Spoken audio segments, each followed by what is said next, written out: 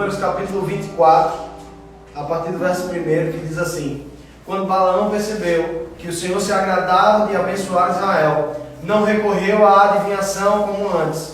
Em vez disso, voltou-se em direção ao deserto, onde viu o povo de Israel acampado de acordo com as suas tribos. Então o Espírito de Deus veio sobre Balaão, e ele transmitiu a seguinte mensagem: Esta é a mensagem de Balaão, filho de Beor, a mensagem do homem cujos olhos veem com clareza, a mensagem daquele que ouve as palavras de Deus, que tem uma visão concedida pelo Todo-Poderoso, que se curva com os olhos bem abertos. Meus irmãos, nós estamos diante de um personagem um tanto quanto controverso.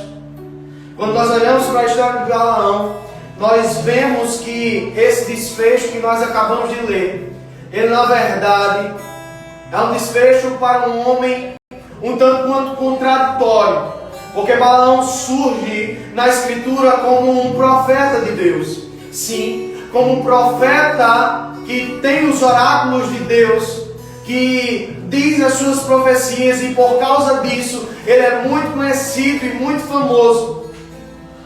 E a Bíblia vai trazer ele quando um general moabita, com medo do povo de Israel, porque esse povo de Israel saiu do Egito e passou a conquistar povos, a ganhar guerras, a vencer batalhas.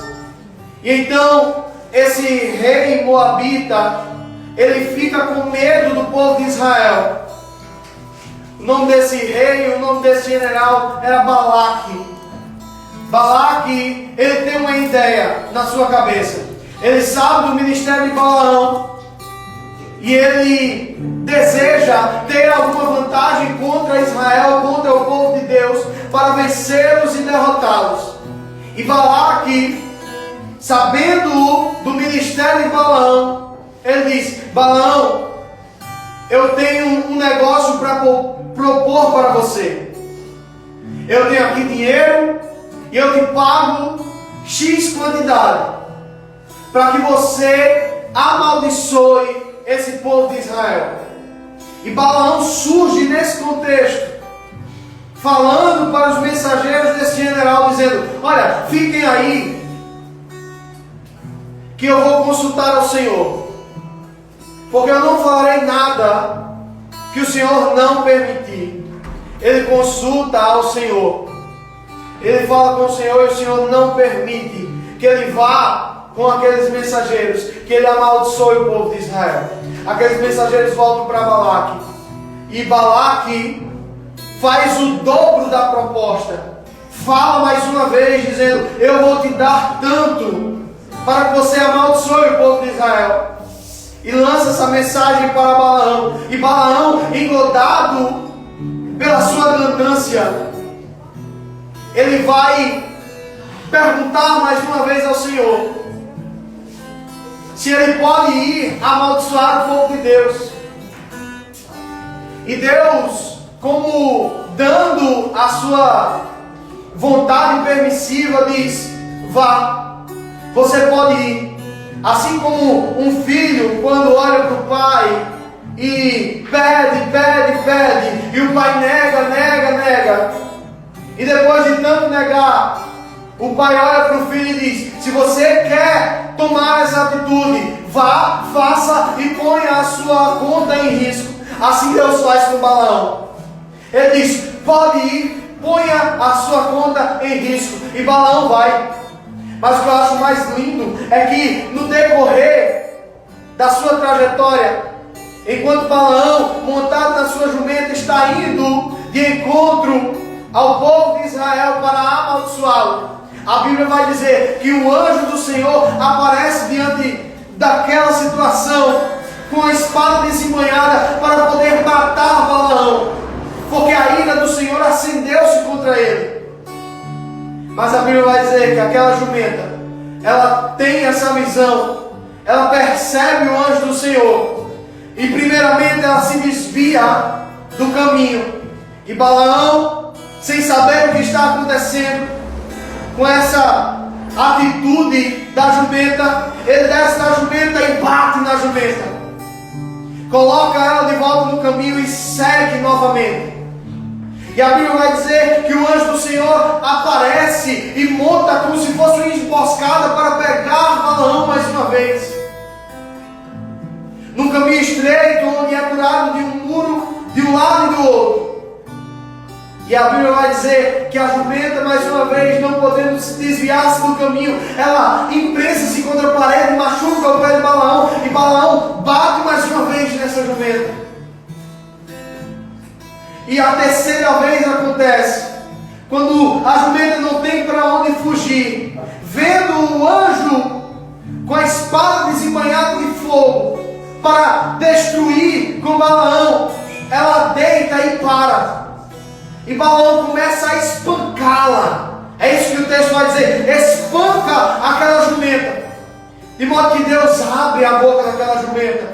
E ela pergunta: por que você está batendo em mim? E Balaão, ele fica deslumbrado com aquela situação. E a jumenta revela o que aconteceu. Eu nunca te fiz mal algum. Por que você está batendo em mim? Perceba que nessa passagem a gente vê que a jumenta teve mais visão espiritual do que o profeta de Deus. Olha só, a jumenta teve mais visão espiritual do que o profeta de Deus. É esse homem que a gente está falando nesta noite, que ora profetiza e tudo acontece, mas que ora deixa o seu coração ser enganado. É um profeta que manipula as mensagens ao seu bel prazer.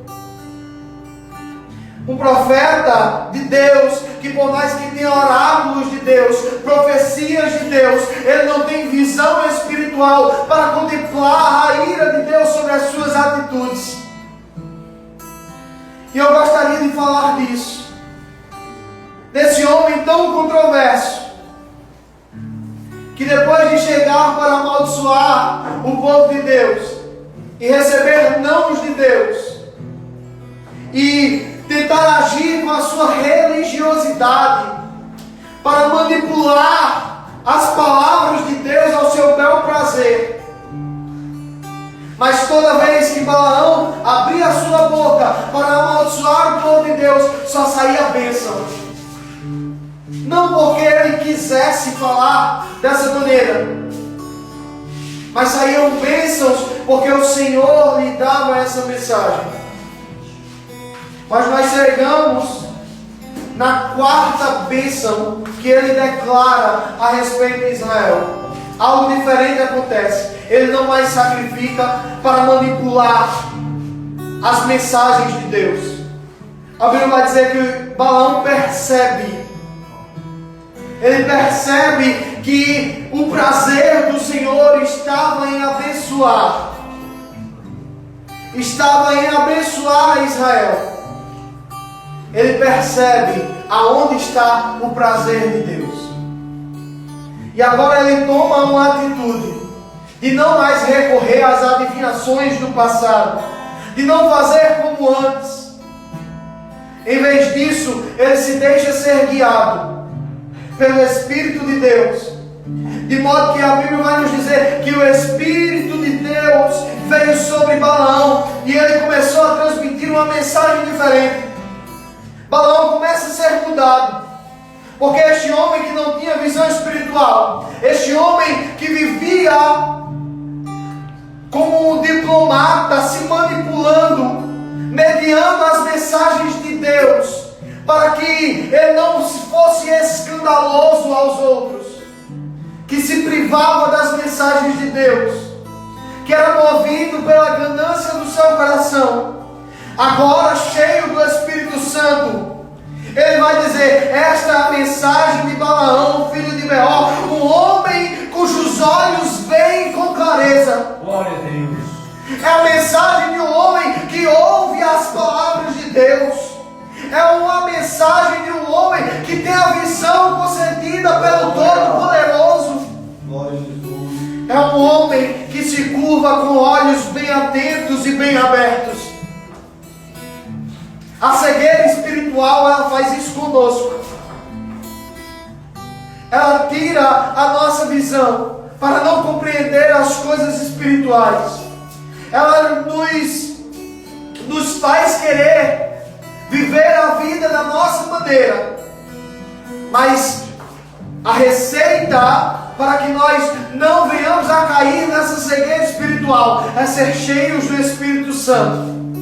Ser cheios do Espírito Santo para que nós sejamos homens e mulheres que veem com clareza. Para que nós sejamos homens e mulheres que percebam as realidades espirituais que Deus coloca sobre as nossas vidas. Os direcionamentos que Deus tem para nós. Nós precisamos ser cheios do Espírito Santo. Nós precisamos ser cheios do Espírito Santo para ser pessoas que ouvem a voz de Deus. Nós precisamos ser cheios do Espírito Santo para que os nossos ouvidos estejam bem atentos à voz de Deus. Para que quando Deus disser, não, você não pode ir, nós venhamos a nos submeter à sua vontade e ao seu querer. Para que nós sejamos pessoas que não são engodados por essa cegueira espiritual, mas que antes tenhamos visão concedida pelo Todo-Poderoso. Olhar pela ótica de Deus para as realidades que estão ao nosso redor. Como você vê essa cegueira espiritual, seja cheio do Espírito Santo, porque cheio do Espírito Santo, você olha com a percepção do Todo-Poderoso. Você não olha para as pessoas como você deseja, mas você olha com os olhos de Deus. Você enxerga as necessidades daqueles que estão ao seu redor e age mediante a ação de Deus no seu coração. E alguém cheio do Espírito Santo é alguém que se curva com os olhos bem abertos.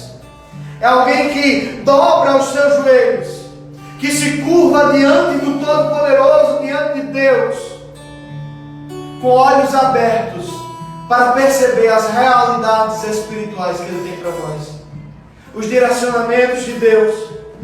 E quando nós falamos de cegueira espiritual, eu me lembro que Jesus vai falar a respeito com a igreja de Laodiceia. Porque a pior cegueira que existe, o pior cego que existe, é aquele que não enxerga as suas próprias limitações, que não enxerga o seu próprio pecado, que não enxerga quem é, que é um pecador diante de Deus, que prefere o seu eu ao invés de Deus. E a igreja de Laodiceia estava dessa maneira. Ela olhava para si e dizia, eu sou rico. Ela olhava para si e dizia, eu não tenho falta de nada. Ela olhava para si e se percebia como a melhor igreja da região. E Jesus vai dizer para essa igreja que não percebia as suas debilidades, que estava a ponto de vomitar ela da sua boca. Deus tinha nojo, Jesus tinha nojo daquela igreja. E por quê? Porque ela não sabia perceber-se como pecadora diante de Deus. Ela era orgulhosa nas suas próprias virtudes. E Jesus vai dizer para ela, você é pobre, cega e nu. Porém, há uma receita e há uma solução para quem é cego espiritualmente. E Jesus vai dizer, eu te aconselho, ó Laodiceia, que compres de mim ouro puro e que compres de mim colírio para os seus olhos. Aleluia.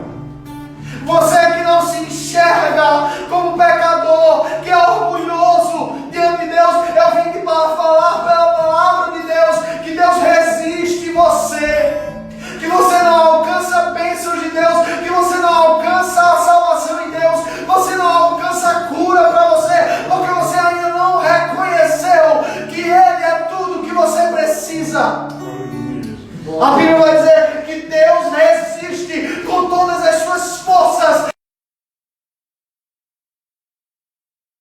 Então eu te convido nesta noite, você que está assistindo essa live, compre de Jesus colírio para os seus olhos.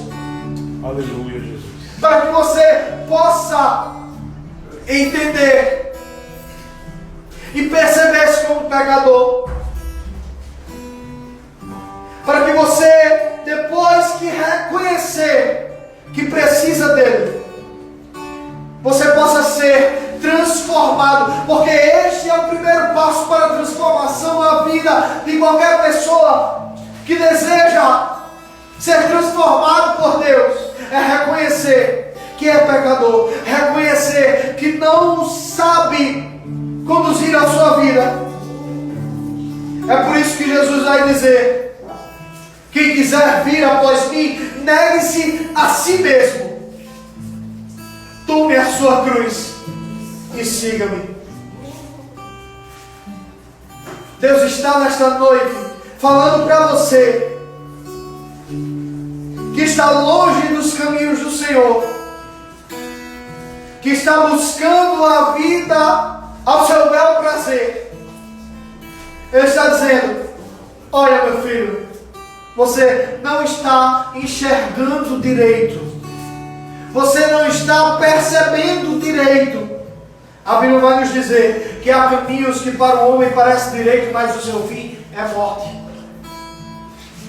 Jesus vai questionar e vai dizer: e se a luz que há em ti for trevas, que grandes trevas serão? O que é isso? Quando você olha para si e pensa que tem uma luz, mas a tua luz é trevas. Quando você olha e pensa que pode conduzir a sua vida da sua maneira, a sua luz é trevas. E que grandes trevas serão. Mas se você nesta noite abrir o coração para que a luz verdadeira, a luz de Cristo, entre no seu coração, que essa palavra que é lâmpada para os pés, que é luz para o caminho, entre no seu coração, você vai ser assim como Balaão, transformado. Você vai ser uma pessoa que vê com clareza. Você vai ser uma pessoa que ouve as mensagens de Deus. Você vai ser uma pessoa que tem uma visão espiritual concedida pelo Todo-Poderoso. Você vai ser uma pessoa que não se importa em curvar os joelhos, porque você está de olhos abertos para contemplar as belezas que o Senhor tem para você. Esta é a mensagem que eu tenho de trazer nesta noite. Aleluia.